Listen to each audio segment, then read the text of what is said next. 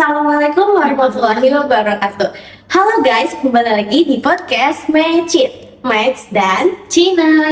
Oke, Kak Cina, jadi hari ini kita mau ngapain nih Kak? Hari ini kita mau seperti biasa, kita mau podcast lagi bareng bintang tamu kita Kalau kemarin kita sama Papa Latif. sekarang kita udah beda bintang tamu ya guys pastinya. Penasaran nggak siapa bintang tamunya? Boleh Kak Cina langsung dipanggil aja? Boleh kita panggil Ibu Amalia Rahman. Oke.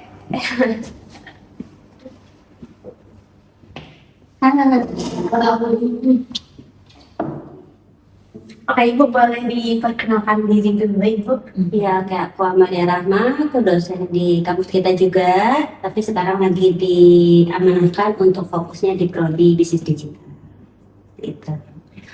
Oke, nah sekarang ini kita kan mau bahas podcast tentang konsen di era AI. Nah menurut Ibu sendiri, konsen itu tuh apa sih Bu menurut Ibu? Sebenarnya konsen itu tuh persetujuan ya, gitu. Iya. Persetujuan yang perlu kita berikan dengan sadar, kemudian eksplisit seperti itu. Jadi yang membedakan kadang jadi dengan jadi boleh dan nggak boleh atau izin atau nggak izin itu sebenarnya ya konsen harus diberikan secara sadar dan eksplisit tadi baik tertulis maupun lewat omongan. Iya. Berarti konsen tuh dalam keadaan sadar gitu. Dalam keadaan sadar, dan sebenarnya konsen ini perlu kita pahami dua arah. Ya, jadi yang orang yang menanyakan kamu memberikan konsen atau tidak, dan orang yang memberikan konsen gitu. Jadi kadang-kadang konsen kita cuma lihat satu sisi ya, yang ngasih aja. Tapi di sini kita coba bahas dari yang ngasih, dan juga yang minta. Gitu. Contoh paling sederhananya itu gimana sih Bu tentang konsen ini gitu?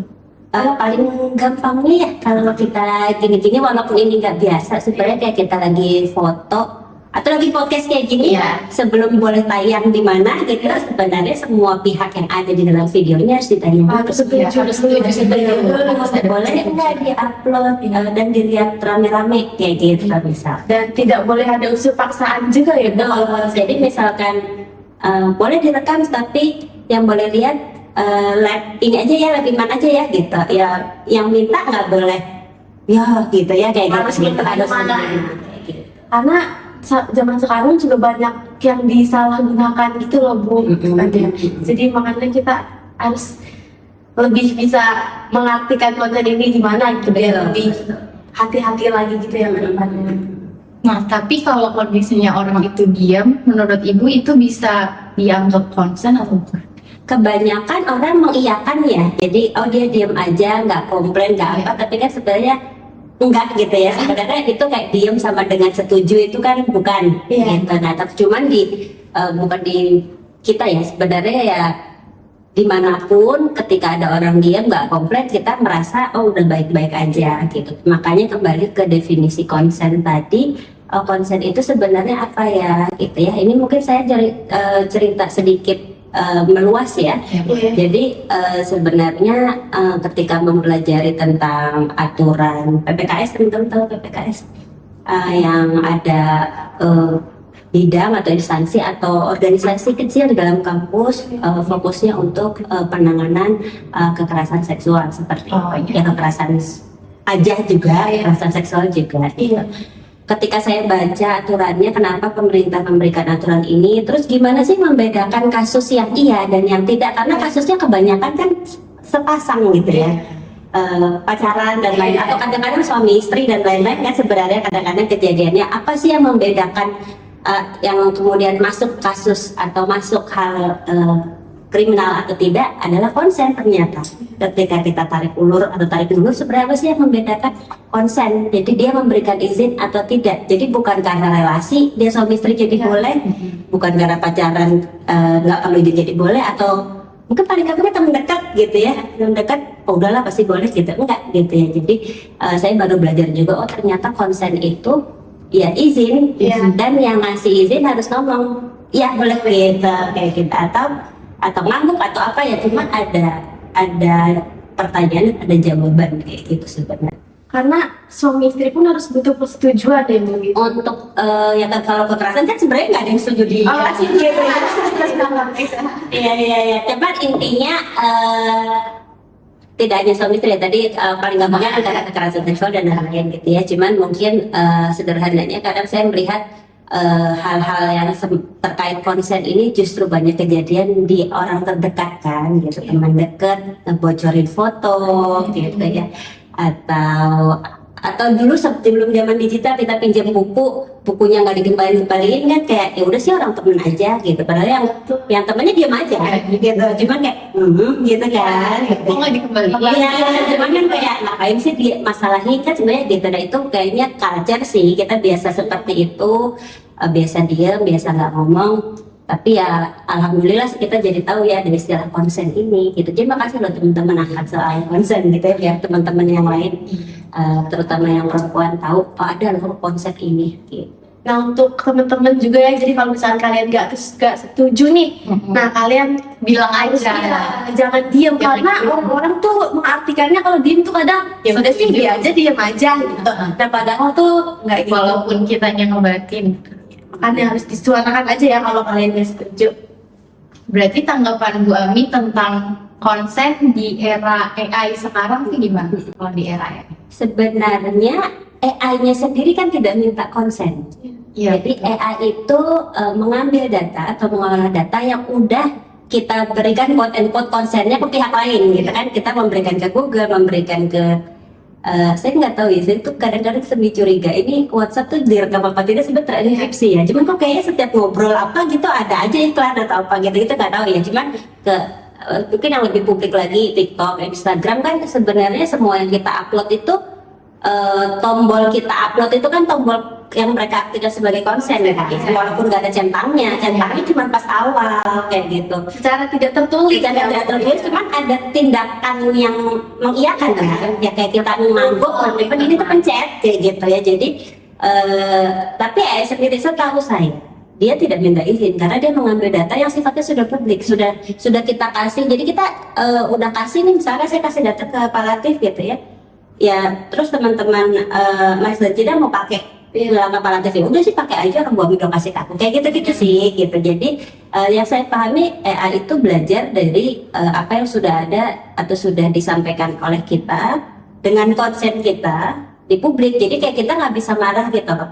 Itu kalau yang terkait jawaban-jawaban AI kayak ChatGPT dan lain-lain. Cuman yang terkait create kemudian deepfake dan lain-lain kan sebenarnya bukan AI-nya ya, orangnya gitu, oknumnya gitu kan. Iya gitu sebenarnya.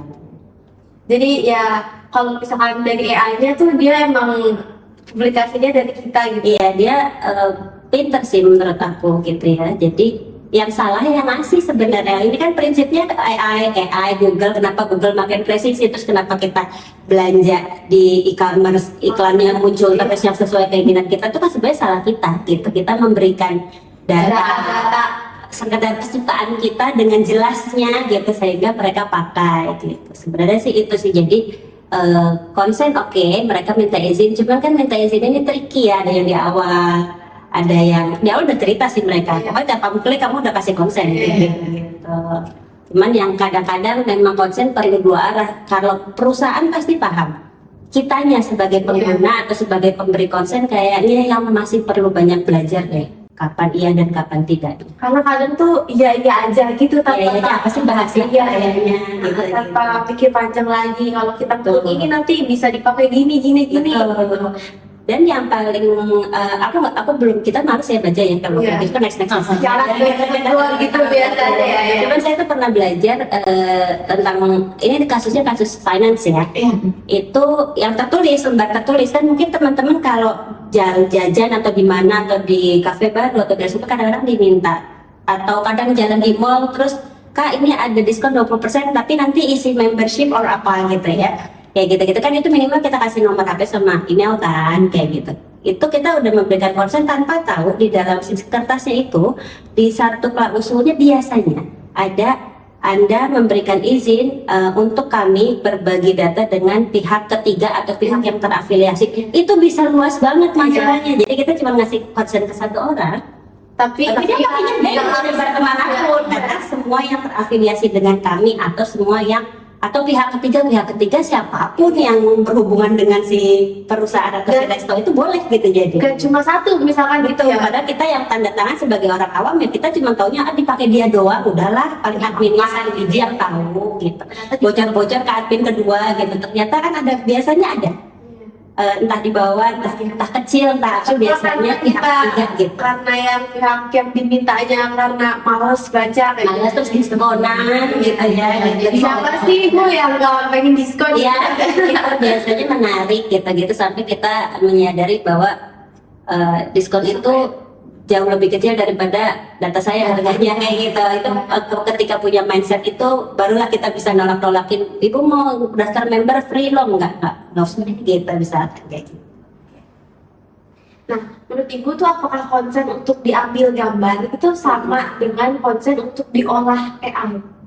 Diolah AI setahu saya tadi tidak pernah ada konsen yang secara eksplisit kayak, cuman kan kayak aku nggak tahu teman-teman merasakan nggak ada beberapa perusahaan atau beberapa pemilik bisnis sudah mulai lebih ketat soal ini karena memang dari pemerintah aturannya sudah jalan per 2025 kemarin. Aturannya kayaknya keluarnya dari 2024 atau 2023 tapi kayak baru ditegakkan 2025 tentang keamanan data. Jadi setiap kita ngisi form mereka tuh nomor satunya tuh ada konsen. Konsennya kayak gitu, termasuk menyimpan dan mengolah kayak gitu. Ini akan disimpan dan diolah oleh siapa aja itu ada. Bang apalagi sedang lebih ketat lagi gitu. Jadi itu sih udah ada seperti itu gitu. Jadi izin meminta sekaligus mengolah. Itu cuman mereka juga pintar mengolahnya, suka nambahin tadi. Yang kita perlu hati-hati yang ngolah mereka doang. Atau ada pihak-pihak terkait. Nah kalau udah ada pihak-pihak terkait boleh lo kita nanya ini siapa aja kemana-mana gitu. Tapi di sisi lain kalau instansi-instansi besar yang juga terikat oleh aturan hukum, mereka katanya perpindahan data orang itu dari tangan ke tangan itu udah harus ada berita acara juga gitu. Jadi sebenarnya untuk yang ngurut itu bagus sih udah seperti itu. Jadi kita cukup sebagai sebagai orang yang ngasih data bisa cukup tenang karena perpindahan data itu ada berita acaranya dari siapa oleh siapa yang nanganin siapa, transparan dari mereka kayak gitu. Tapi kayaknya itu juga nggak semua orang tahu ya kayak gitu. Apalagi masalah keamanan data menurut saya cara kerjanya bertolak belakang dengan marketing. Gitu kan, marketing harus jor-joran ke semua orang, sedangkan keamanan data harus nyimpenin data orang gitu. Jadi kadang saya juga masih belajar sih gimana sih balancing di tengah-tengahnya gitu ya, nggak ketat-ketat banget tapi juga nggak apa yang kontrol di ya kita hargai lah data orang minimal KTP gitu. Tapi indikator suatu konten AI itu udah melewati batas konten tuh gimana sih? Kalau aku pribadi ketika bermain AI kayak gitu belum pernah merasakan sebenarnya kan itu tuh terasanya kalau kita merasa apaan sih nih gitu ya. Itu kayaknya aku belum pernah ngerasain langsung. Kalau setidaknya saya yang hampir tiap hari pakai kan ChatGPT ya. Kebetulan belum pernah main video dan lain-lain sih gitu ya maksudnya. Biasanya itu merasa itu kelewat batas ketika saya dipakai oleh orang gitu ya. Misalkan tentang saya, kok ada sih di sana gitu. Cuman kalau pribadi kita kayak kalau tahu banget tentang gue gitu ya, itu menurut aku nggak sih gitu. Jadi pengalamannya karena ya itu yang salah kita, kenapa kita kasih tahu detail. Jadi kadang-kadang kalau saya ngomong sama ChatGPT itu ada beberapa yang saya hide gitu. Tahu sih gitu. Padahal kita pengen nge-prompt bagus banget ya supaya hasilnya bagus. Tapi aku tahu ini bahaya, ini blunder loh gitu. Jadi kadang-kadang ada kayak tentang family gitu ya, nama anak, nama apa gitu, atau suatu ide yang aku nggak pengen orang-orang tahu. Biasanya aku hide namanya. Jadi dapat brainstormnya, tapi ketika ada hal-hal yang nggak boleh tahu dulu misalkan atau belum launching atau ya keluarga atau hal-hal yang ingin kita sembunyikan di hadapan orang lain ya kita hide gitu.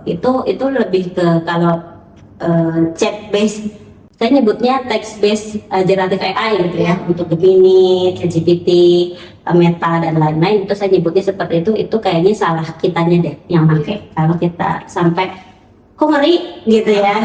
Tapi kalau ketika kita baca karya orang, kemudian ngelihat video kita dibikin orang lain, itu ya itu antara batas dan tidaknya baru terasa gitu ya, ini kelewat batas deh kayaknya gitu. Cuman kalau ditarik mundur lagi sebenarnya yang salah siapa sih? Sebenarnya penggunaannya sih. Pengguna.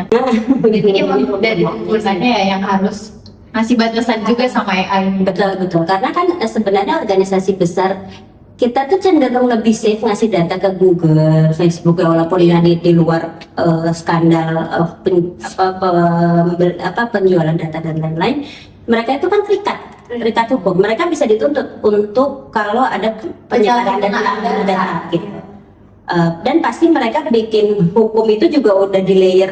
Mereka kan juga ada asosiasi yang menaungi keamanan data dan suka diaudit gitu kan. Jadi sebenarnya instansi besar itu termasuk OpenAI yang punya ChatGPT dan lain-lain, mereka juga patuh gitu. Jadi sebenarnya yang bahaya di sini menurut aku bukan AI yang diproduksi oleh lembaga besar, tapi justru yang tadi mungkin ada AI atau alat-alat atau aplikasi-aplikasi yang justru perorangan, buatan masih belajar kayak gitu. Itu kan mereka tahu, ada yang tahu tapi diterabas, ada yang nggak tahu gitu ya. Betul, karena belum sekuat itu. Jadi kalau di Amerika sana kan banyak ya server kita di sana, mungkin server aplikasi di sana di Amerika itu mereka kuat banget aturan penjagaan datanya sebenarnya. Yang kurangnya sebenarnya di sini sih di Indonesia sebenarnya. Oke, jadi balik lagi gimana cara kita membatasi diri dan gimana kita hati-hatinya aja gitu ya Bu. Betul. Kalau saya masih state saya belajar, ini teman-teman kan ilmu berkembang ya. Iya. Sejauh ini kayaknya yang paling harus paham konsen orang dulu deh, gitu. Jadi supaya kita nggak nyalahin aplikasi, nggak kita kok yang salah kayak gitu. Jadi dari diri kita sendiri dulu. Betul, kita memberikan konsen dengan baik hati, atau tadi kita diem aja, itu juga part of salah sih gitu. Gitu. Oke, mungkin ini yang terakhir ya Bu. Apa sih saran dari Ibu gitu untuk kita gitu generasi Gen Z itu dalam menjaga konsen kita sebagai perempuan agar tidak dilanggar oleh AI? Oke, jadi ini saya masih belajar juga ya tentang Gen Z ya, gitu kan. Kita satu generasi berbeda nih ya. Kalau generasi saya memang cenderung diem ya. Ada satu harapan di antara perbedaan itu, ada satu harapan baru gitu ya di Gen Z, Gen Alpha yang lebih kecil lagi gitu, kayak anak saya gitu kan Gen Alpha. Kan kayaknya lebih speak up daripada generasi saya ya. Jadi untuk permasalahan konsen ini bagus untuk untuk di-raise awareness supaya teman-teman tahu, karena modalnya udah ada nih. Jadi kayaknya kalian tuh kalau ada sesuatu yang nggak enak tuh lebih berani ngomong gitu. Lebih aja gitu ya. Walaupun itu dipermasalahkan kayak kurang sopan atau apa, cuman ya emang at some point untuk hal seperti ini perlu sih diomongin. Beda sama generasi aku gitu. Jadi kalau ya diam aja sih, atau kalau mau ngomong aduh nggak sopan, nggak enak Malah itu yang bikin nantinya jadi rada bermasalah. Nanti di ujung-ujung bermasalahnya gitu. Cuman buat teman-teman terutama yang perempuan, tahu dulu sih konsen itu hak kita kok, boleh enggak gitu. Dan yang paling sulit memang sekali lagi yang perlu saya ingatkan tuh yang terkait relasi tertentu gitu. Jadi dosen mahasiswa gitu ya, jadi misalkan dosennya pakai data mahasiswanya masukin ke AI gitu kan, itu kan bisa penyalahgunaan ya. Kayak saya suka banget tuh mainin data mahasiswa di AI gitu, cuman tetap si namanya hilang semua gitu. Saya tahu itu benda mati, tapi nggak kayak gitu ceritanya, tetap harus anak-anak harus ditutup semua namanya kayak gitu. Itu jadi pengguna AI lah yang sebenarnya harus lebih bertanggung jawab, karena AI-nya nggak tahu apa-apa. AI itu emang aku harus banyak data, harus ngolah data sebanyak-banyaknya tanpa filter. Mereka memang cara kerjanya seperti itu gitu. Ya pokoknya kalau di filter kan aku jadi nggak pinter nih, gitu kan. Kayak pasti diomel-omelin sama yang punya, kenapa begini hasilnya kayak gitu ya. Ya makin gede akses mereka kan, polanya AI kan semakin besar akses data terhadap mereka lebih makin bagus, makin performanya makin naik gitu. Jadi mereka tidak segalanya gitu ya. Mereka tidak akan pernah tahu batasnya, justru AI itu tidak tahu batas gitu. Jadi batasnya adalah di layer keduanya, yang itu ibarat AI itu layer ketiganya ya. Layer keduanya ini yang menerima data sosmed, Instagram, TikTok, email, WhatsApp. Sebenarnya yang harus hati-hati itu aplikasi itu, karena mereka yang ngumpulin data kayak gitu. AI-nya sih kamu kalau nggak batas lo bikin deepfake, siapa yang nyuruh aku bikin deepfake? Iya. Gitu ya, gitu. Dan dia nggak akan bisa bikin deepfake yang bagus kalau dia nggak punya data orang itu detail loh. Bisa sampai ngomong halus banget, itu pasti trainingnya luar biasa. Iya. Pasti ada teman-teman ini ada film baru rilis, kalau mau belajar tentang AI dengan cara yang manusiawi mungkin bisa nonton yang Esok Tanpa Ibu itu lumayan sih ngejelasin Iya. Esok Tanpa Ibu Sampai film baru. filmnya Dian Sastro. Nah itu lumayan sih cara kerja AI dengan bahasa bukan orang IT ya. Jadi ya gimana AI itu dibuat sangat mirip atau dibuat sangat menyesuaikan yang kita inginkan ya, ketika datanya ditambah lagi di film itu tuh ada simulasinya, ditambah lagi at some point benar nggak ya ini gitu, benar nggak ya ini AI akan kelewat batas nggak ya kalau kita supply kayak gitu sih. Jadi AI ini menurut saya teman-teman ini potensial sih. Kalau saya sebagai dosen, saya yang pro pakai sih. Jadi kalau bisa saya ngajar atau saya bikin ujian di kelas itu boleh pakai AI. Jadi kita yang muter otak. Di mana anak-anak pakai AI boleh, tapi bolehnya versi kita.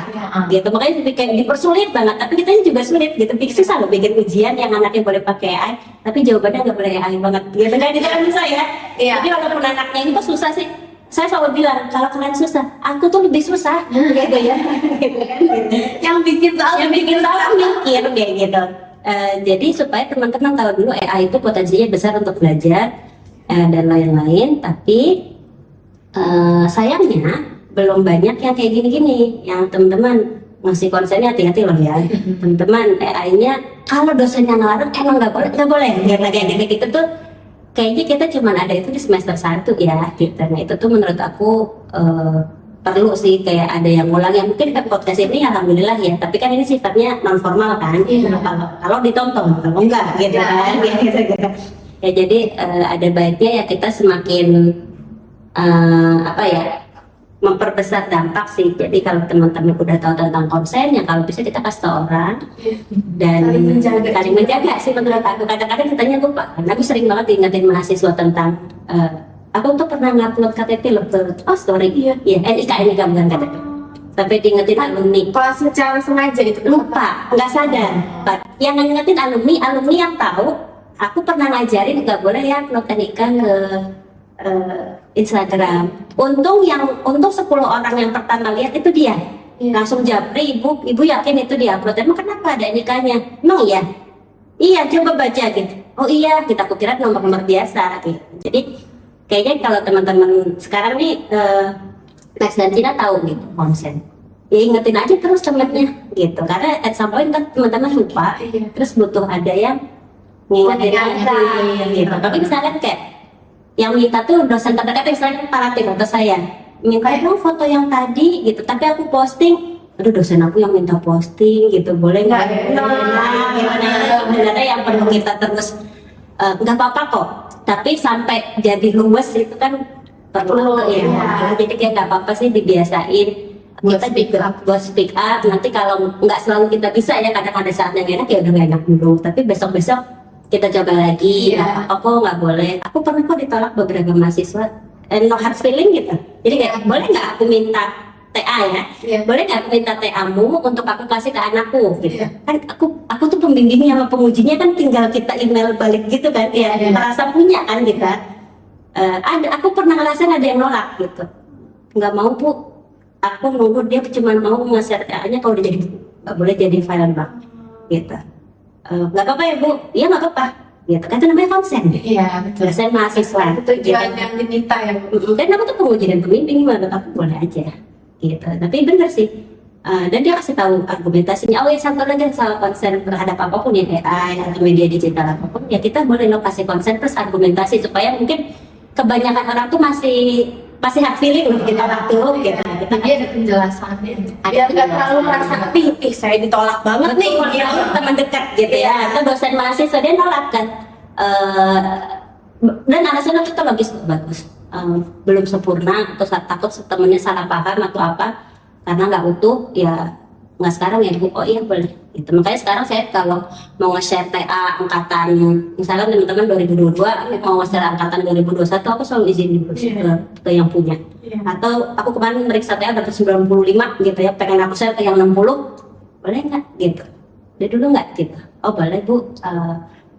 Kadang-kadang anaknya nggak tahu bahaya gitu ya, soalnya beneran boleh oh ya udah, kalau nggak ya udah kita terima. Itu menurut aku sesuatu yang perlu dibantu, menerima nggak ditolak ya, dan sering-sering nanya yang pertanyaan aku punya foto prodi, ibu-ibu prodi 6 orang itu kalau aku posting di IG aku tuh izin loh, itu teman dekat banget kan, izin loh gitu kan, boleh nggak, ya udah nggak apa-apa. Karena kadang ada yang nggak mau juga ya. Ada yang Jangan di post ya. iya, atau nggak maunya bukan karena masalah privacy, lebih kayak krunya lagi jelek, kata oh ya udah, Lagi nggak bagus. kayak cewek-cewek gitu ya, kayak bukan angle-nya aku, bisa nggak ganti nggak diposting dulu kayak gitu lah. Jadi konsen ini makasih loh ya teman-teman ngangkat topik yang ini apa sih gitu, soalnya kita nggak paham loh gitu ya, cuma jadi oh iya ternyata ini penting, dan mudah-mudahan nanti teman-teman terutama perempuan tahu ya soal Konsen ini. sepenting apa. Jadi itu emang harus dari diri kita sendiri ya yang memberikan konsen atau enggaknya. Jangan diem aja, harus speak up ya guys. Kalau kalian gak setuju bilang aja. Jangan diem aja. Karena banyak juga yang kayak diem aja gitu. Diem aja. Termasuk saya juga suka yang diem aja. Kalau dalam hati itu sebenarnya kayak Itu bilangnya ke orang lain, biasanya kan dia ke dosen, terus ngadanya ke dosen, gitu kan, biasanya kita gitu.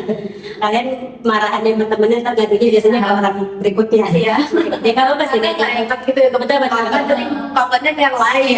Betul. Cuman ya sekali lagi teman-teman kalau boleh tahu, teman-teman punya suatu karakteristik ya sesama Gen Z yang saya pahami, lebih mungkin dilatih cepat untuk speak up daripada aku gitu. Kita tuh udah kayak diajarin speak up ya enggak gitu, bisa masih aja nggak maksa gitu, karena ya kita puluhan tahun terbiasa diam gitu kan.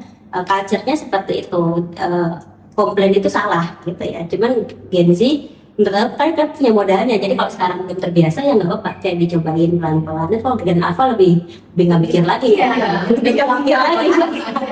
Pasti ya sih enggak argumentasi itu kayaknya ngejalanin konsep-konsep tuh oke banget tuh Gen Alpha. Kenapa aku harus gitu kan? Gen Z di tengah-tengahnya oke lah. Cuman sekali lagi ini alhamdulillah sih, maksudnya di Indonesia mulai ditegakkan soal aturan data. Konsen juga jadi lebih banyak orang tahu tentang adanya waktu itu aturan PPKS tadi gitu ya. Jadi tapi saya melihat teman-teman kita mahasiswi terutama di STT kayaknya belum banyak yang tahu deh gitu. Padahal konsen tuh penting banget. Betul. Konsep penting, susah tapi nggak biasa. Oke, mungkin cukup segitu aja ya Bu. Teman-teman kalau next stay tune ya next year video-video kita. Ya, terima kasih buat Terima kasih sudah diundang. Assalamualaikum warahmatullahi wabarakatuh. Bye guys.